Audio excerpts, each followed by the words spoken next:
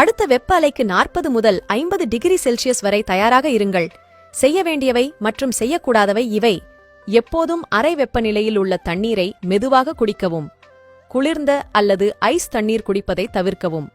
தற்போது Malaysia, Indonesia, Singapore மற்றும் பிற நாடுகளில் வெப்ப அலை நிலவுகிறது. நமது சிறிய இரத்த நாளங்கள் வெடிக்கக்கூடும் என்பதால் வெப்பநிலை 40 டிகிரி செல்சியஸ் அடையும் போது மிகவும் குளிர்ந்த நீரை குடிக்க வேண்டாம் என்று மருத்துவர்கள் அறிவுறுத்துகிறார்கள். ஒரு டாக்டரின் நண்பர் ஒரு நாள் மிகவும் வெப்பமான நாளிலிருந்து வீட்டிற்கு வந்ததாக தெரிவிக்கப்பட்டது. அவர் அதிகமாக வியர்த்துக் கொண்டிருந்தார். மேலும் அவர் தன்னை விரைவாக குளிர்விக்க விரும்பினார். அவர் உடனடியாக குளிர்ந்த நீரில் தனது கால்களை கழுவினார். திடீரென்று அவர் சரிந்து விழுந்தார். மருத்துவமனைக்கு கொண்டு செல்லப்பட்டார்.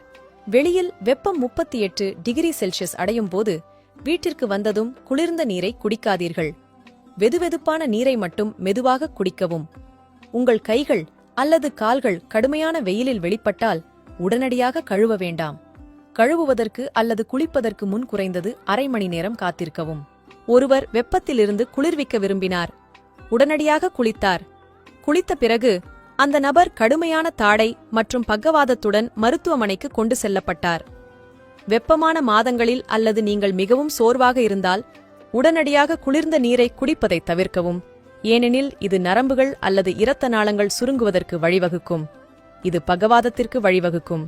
இந்த எச்சரிக்கை பதிவை தயவு செய்து அதிகமாக மற்றவர்களுக்கு பகிரவும். இதுபோன்ற ஆரோக்கிய பதிவுகளுக்கு உணவே மருந்து பக்கத்தை ஃபாலோ செய்யுங்கள். நன்றி.